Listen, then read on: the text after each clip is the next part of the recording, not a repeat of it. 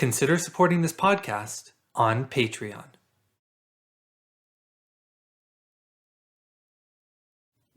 On this episode of the What is Asia podcast, I interview Justin Cheng, a former MA student at the University of British Columbia, to talk about the structure of power in British Hong Kong against the backdrop of the devastating 1906 typhoon.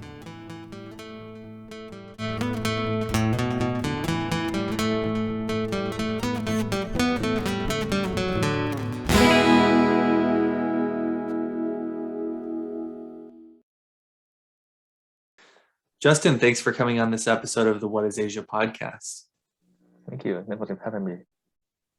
So, can you just start by giving people an outline of what it is that you study specifically? Because you study Hong Kong, which is an area that we have not covered on the show before. So just start out by giving people an idea of what your thesis is and what are some of the central arguments that you're trying to make in this research.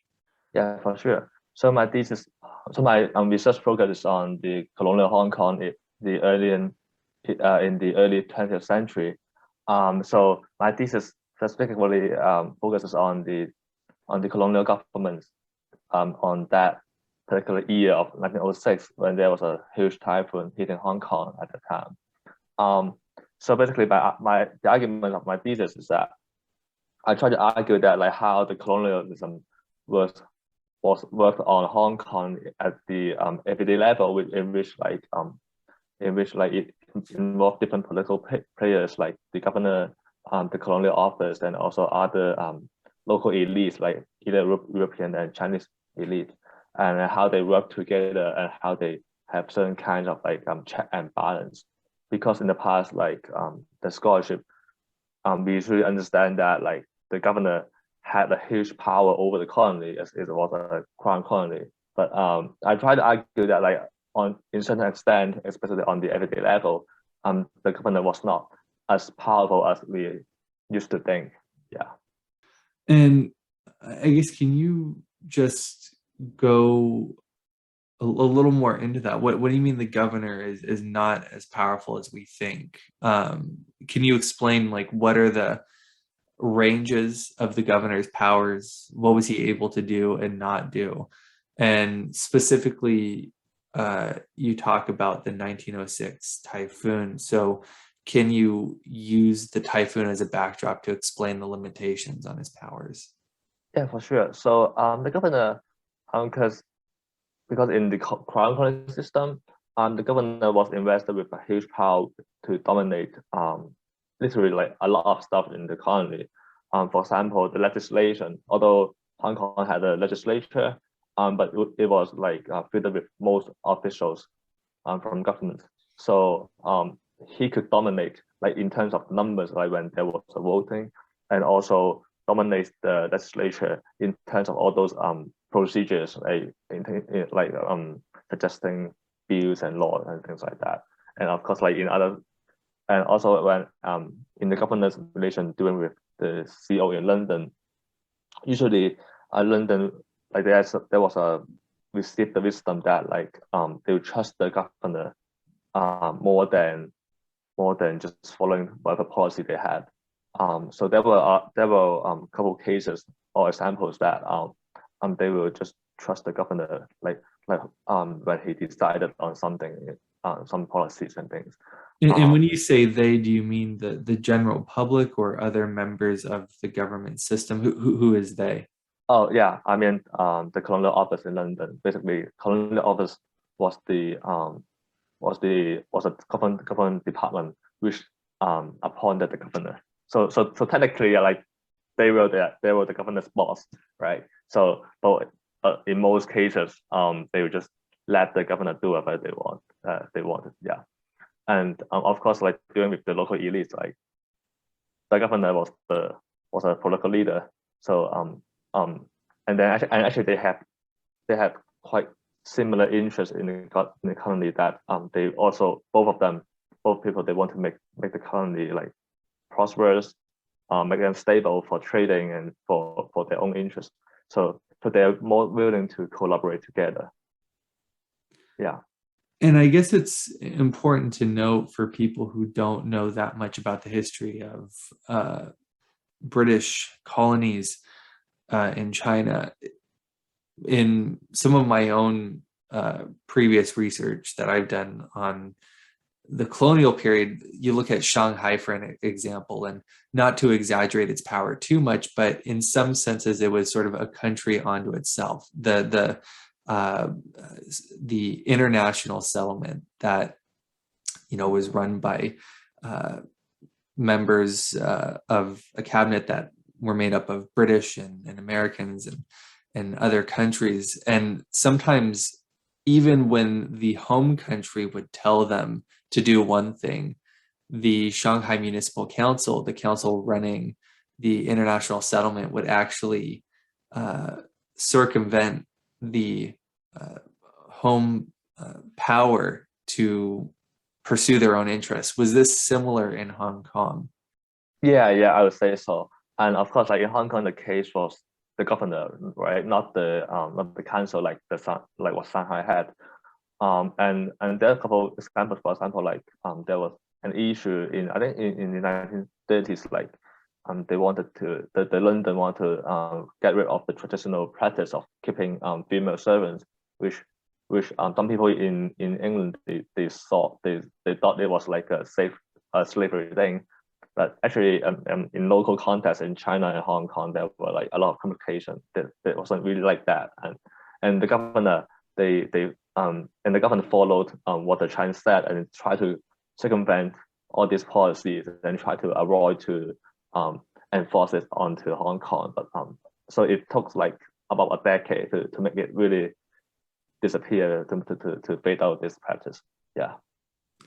So you set this conversation of power against the backdrop of the 1906 typhoon. Can you talk a little bit about what the typhoon meant to Hong Kong in terms of the damage that it caused to Hong Kong and just the political ramifications or even the economic ramifications?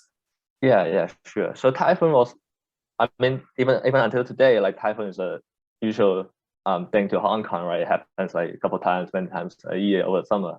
But that one in 1906 was a little bit different. That it was one of the most deadly typhoon in Hong Kong, which estimates like about 10,000 to 15,000 people died in that typhoon in only a matter of 2 hours.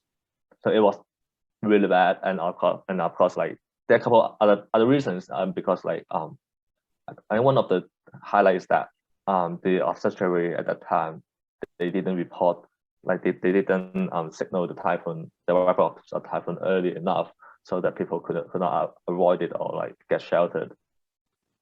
So that was some kind of political backlash. Like after that, like the European elite and some other newspapers, they attacked the director of the observatory, that like he didn't do a good job in that. So they had some committees to look into that. Yeah, so this involved some kind of communications between the Legislative Council, between the governor and also the Colonial Office. And of course, another thing is that some other legislators, they believe that they had to push for like to build a new typhoon shelter. So it was, I mean, it had been discussed for several years, but finance issue or whatever reason, the government did not do that, and so in this typhoon they could bring it up again and eventually put it into construction a couple of years later. Yeah. Did this typhoon cause people to rethink what the limits of the governor's power should be? Um, I think it wasn't. I think this typhoon, what I can highlight here is that, like, because when typhoon in general is a very common thing in Hong Kong. But this one, because of how disastrous it is, it provides us some more documentations, like how the governor and other political partners react to that. right? How they respond to that and how they want to, all these communication things, and so that I have more sources to look into and see how the governance power, how it could be limited in certain extent under this like a everyday thing like Typhoon. Mhm. Another aspect of your research that I found striking is that you talk about how you wanted to make this a study of the governor's power, but also the general colonial power in Hong Kong, as looking at it from the lens of just a day-to-day level. Why did you want to take this approach, and why do you think it's significant to look uh, at this concept of colonial power on a smaller scale, like just looking at it from day to day? Yeah, because I think there are two reasons. First is that like when I was reading other scholars about colonial history, many of them argue that like colonialism, I mean, like most of the cases they had to be limited, conditioned by the local context, right? So I think it's really important to like not just think of colonialism as something like an abstract and vague term, but also think of like it was like implemented on a local context, right? So I think Hong Kong, of course, Hong Kong is special in its own case, right? It was a quite unique colony in China, and and on this day level, another reason I was looking to that is that because when I was reading other stuff on Hong Kong history, like when I was reading how again like how governor or how all these politics played out and at certain levels and different levels, many of them revolve on some policies issues or some other big events, like big political events or big other policies. So I was wondering like if there's any way that we can look into that, like look into the politics from another angle and see how these how all this stuff will happen, like when we feel like oh everything goes normal, right? Like yeah, because even if, I think even until nowadays it's like when we talk about some other politics, like we usually think of like big events and big policies, but we might not. I mean, we might miss out some very basic. Well, I mean maybe not basic, but at least like I'm like underlying things or practices that have been going on for years that we didn't aware of. Yeah. When you look at your research as a whole, what do you hope the biggest contribution, not just to the community of scholars who study colonial China, but the community of scholars of Asia in general, what do you hope will be the biggest contribution of your research to that academic community?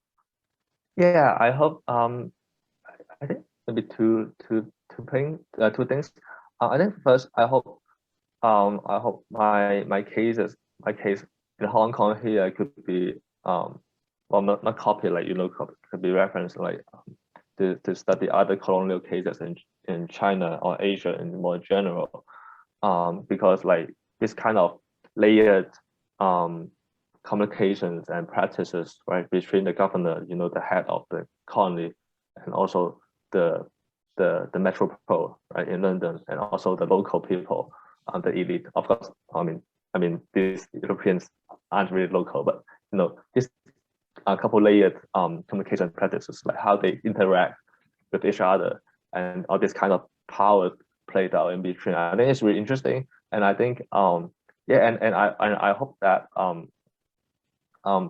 maybe future scholars and other people who are interested in can think about that more deeply, and I think my case is also about the environment and the crisis, like how the government and also the whole governance system how it responded to a disaster like typhoon or maybe some other maybe it could be some other event as well. I think it would be quite interesting to see if we can compare like all this stuff in different contexts. Yeah. And before we wrap up, I want to ask if someone is listening to this podcast and they have an interest in knowing more about colonial Hong Kong or just the colonial holdings of the British or other colonial powers in China, what would be one or two books that you would recommend that someone go out and read? Mm-hmm.